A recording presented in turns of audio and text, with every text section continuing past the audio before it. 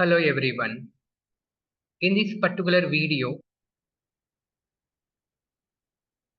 the unit 1 of the course Probability Theory and Stochastic Process.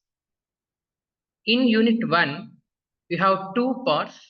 One is related to the probability theory and the second is related to the random variables. First, let us study what is meant by probability theory and the basic concepts of probability theory which are useful in any communication system. If we look into the content of probability theory,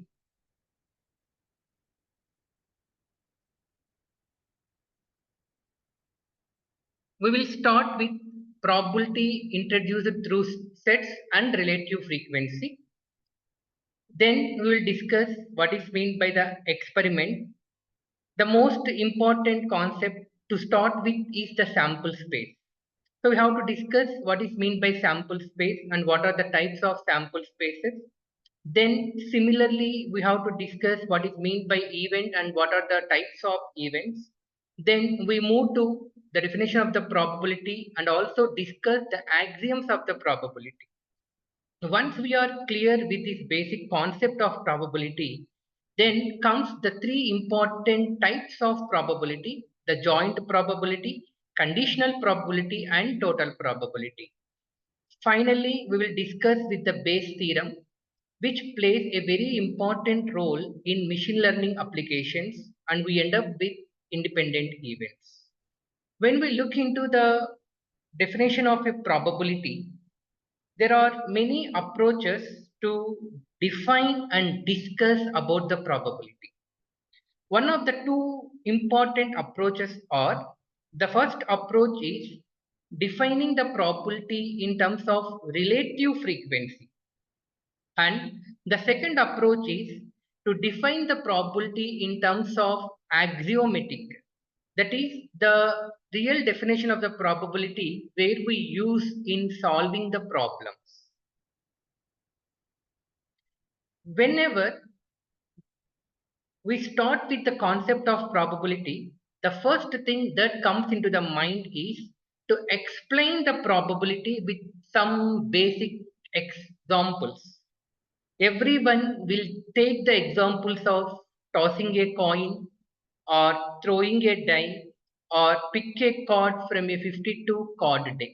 These are the three basic examples which anyone will take to explain the concept of probability.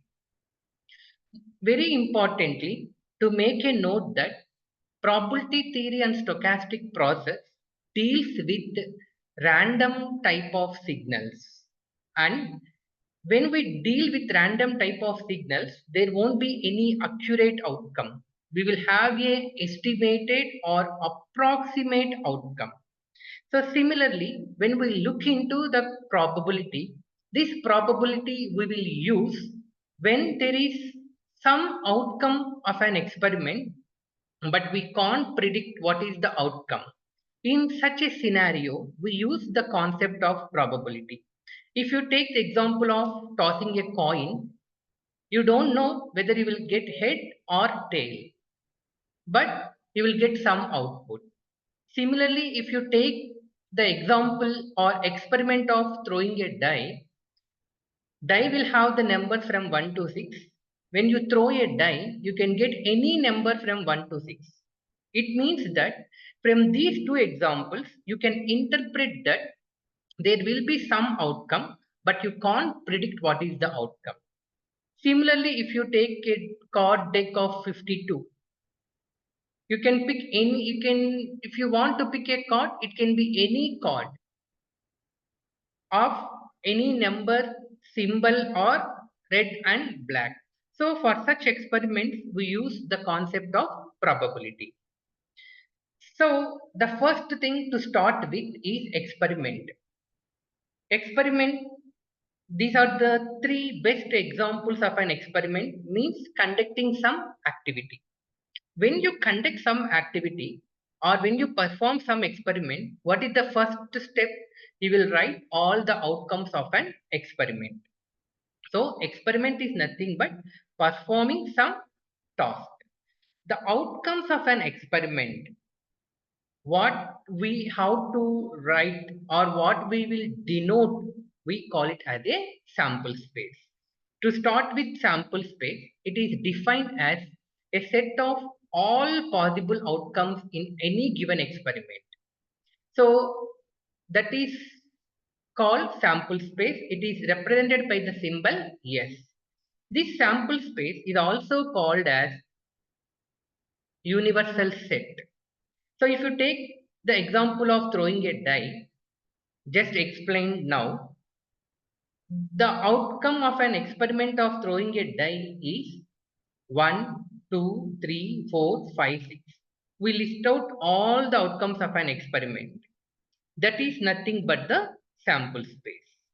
So, as it contains all possible outcomes, we call it as a universal set.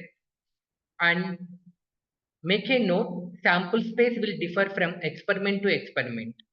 Throwing a die, you have a sample space 1, 2, 3, 4, 5, 6. Tossing a coin, you will have a sample space head and tail.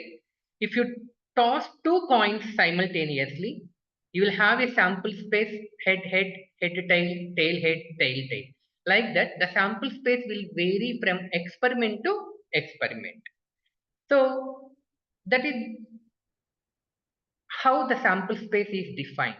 When you go into the types of sample space, there are two types, namely discrete and continuous sample space. What is meant by discrete sample space? You take this example again, tossing a die. The sample space is given by 1, 2, 3, 4, 5, 6. We listed out all the outcomes of an experiment. When you observe this sample space, it consists of finite set of elements. It consists of finite set of elements. Such sample spaces comes under discrete. Such sample spaces comes under discrete. And if you look into the continuous sample space, it has uncountably infinite number of elements. Then it is said to be continuous sample space. If you take a wheel of chance, you have a number from 0 to 12. You can have any number in between 0 to 12. That is, you will have some intermittent values also. Okay, so if you write the sample space of such fashion where S varies from 0 to 12, that is all values in between 0 to 12, not only 0, 1, 2, 3, 4, 5, 6, 7, 8, 9, 10, but also intermediate values also comes into the picture. Such type of sample space is called continuous sample space. From the sample space, we can define event. So, event is called as a subset of sample space. Event is also called as subset of sample space. Suppose you take the example of throwing a die.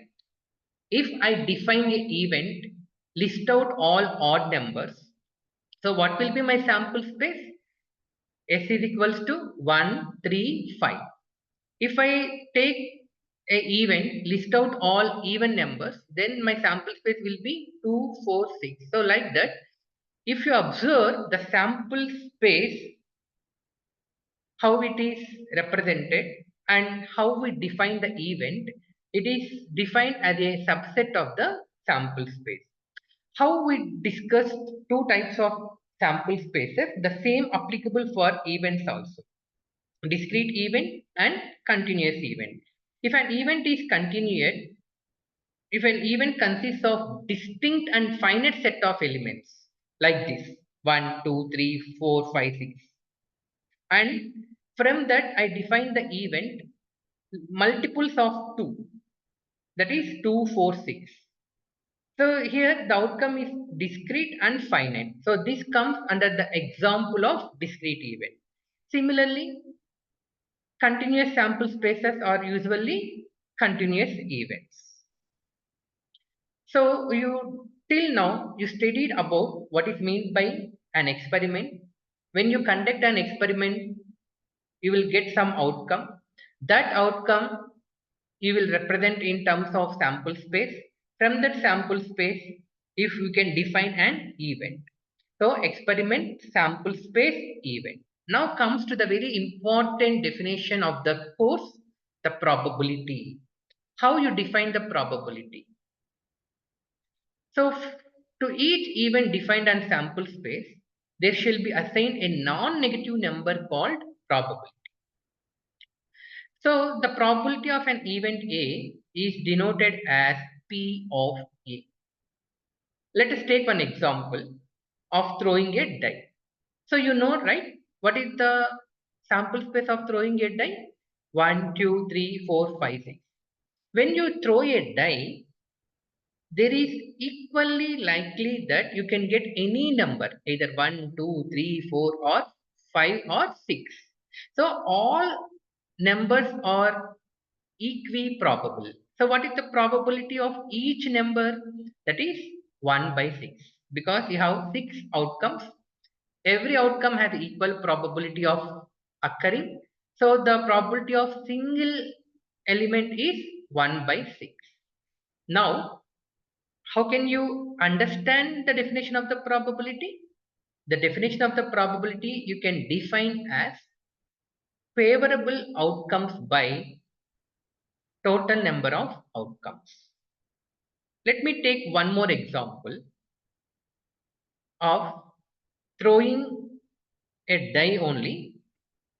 I defined an event as list out the event terms. When you list out the event terms means what will be your sample space? Your sample space will be 2, 4, 6.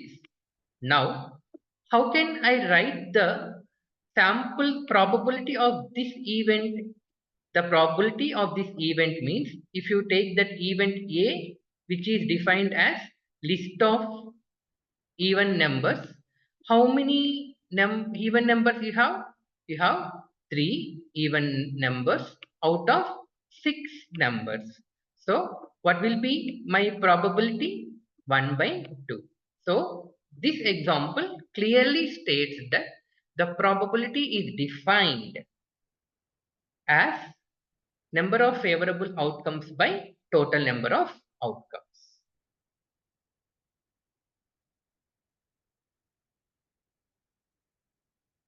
Coming to the axioms of probability. The probability of any event is defined as probability of A is greater than or equals to 0. It means probability will never be negative.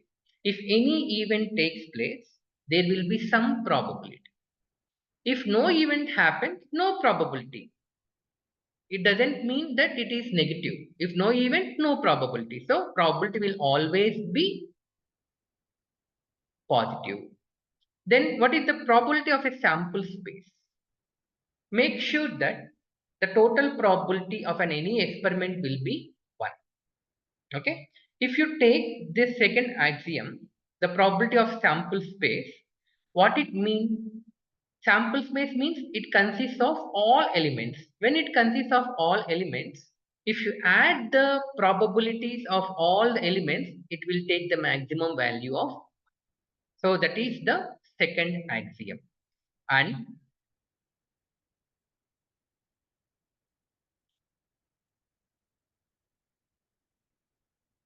when you take the third axiom, where you consider n events, all the events are independent, mutually exclusive. Mutually exclusive means they don't depend upon another event to happen. In such a case, if you have, in such a case, if you have the events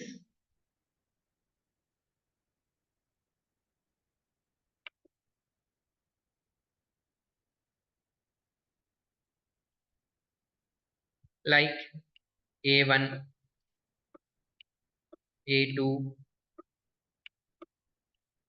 up to AN, which are mutually exclusive. They don't depend on each other. In such a case, the total probability is equals to the summation of individual probabilities. That is the third axiom. Clear?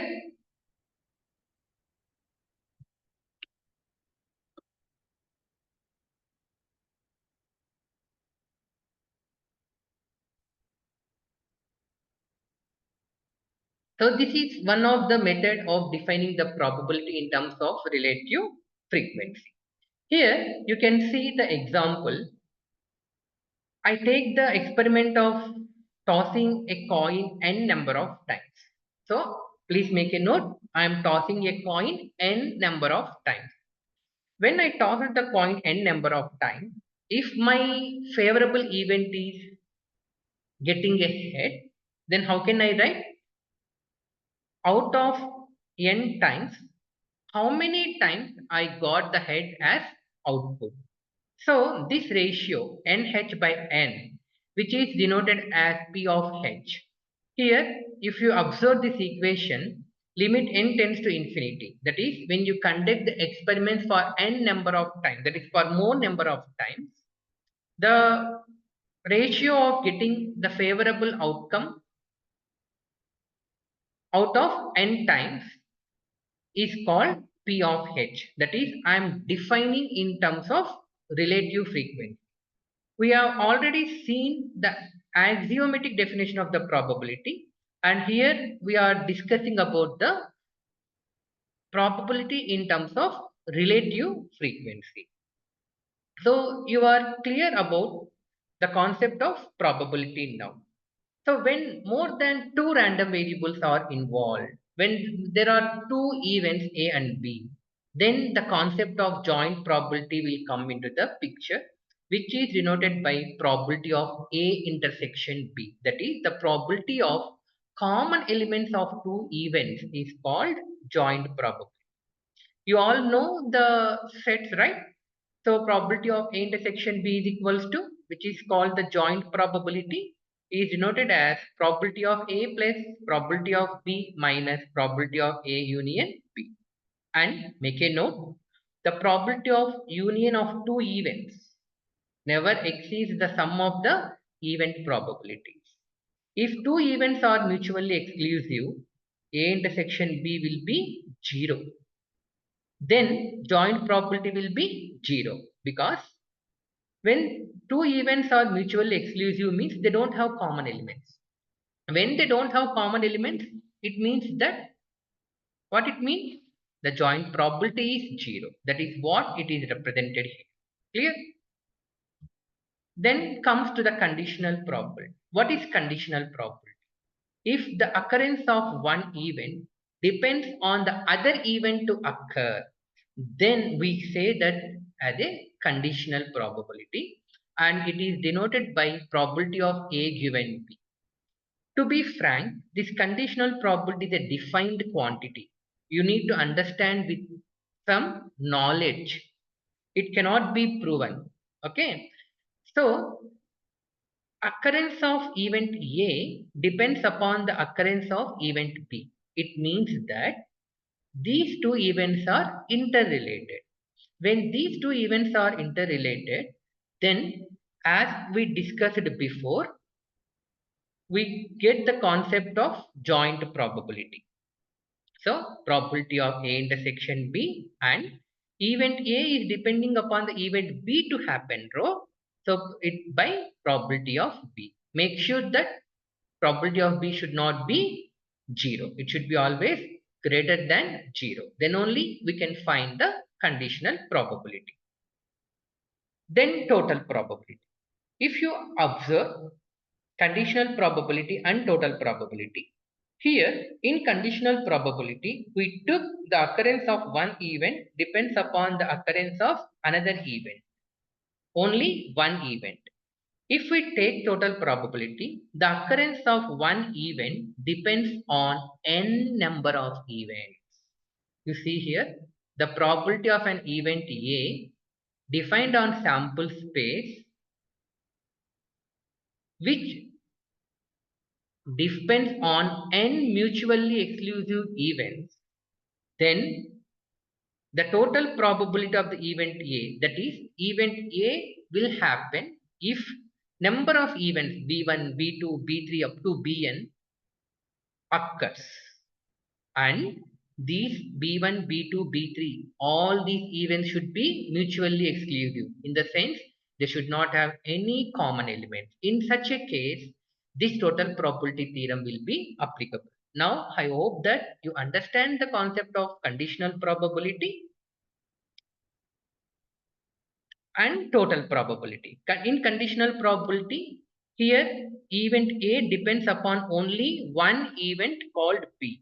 Here, event A depends upon n number of events to occur, B1, B2, B3, and so on, which are mutually exclusive.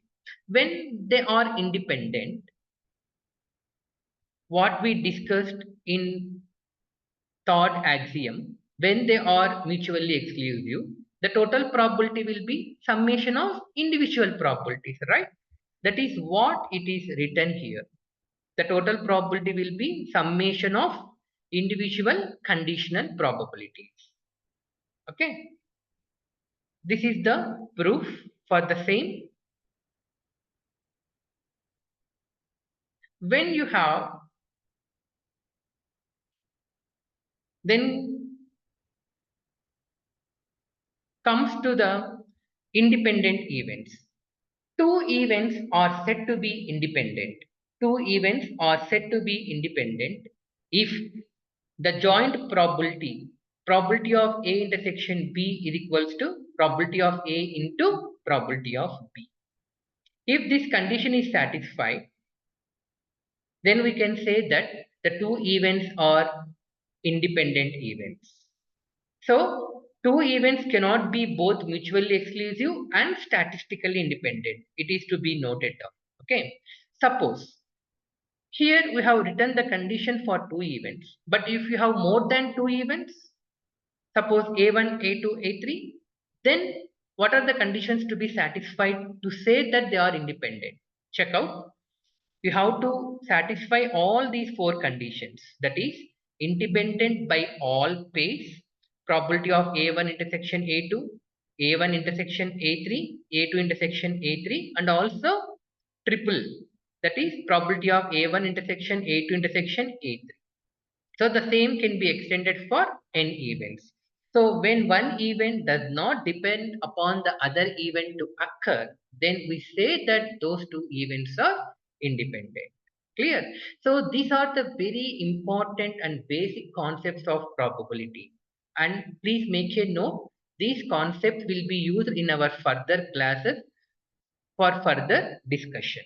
In this video, I have not explained about Bayes theorem, which where a separate video was made for the Bayes theorem to explain in detail because it is very important for many applications. Thank you.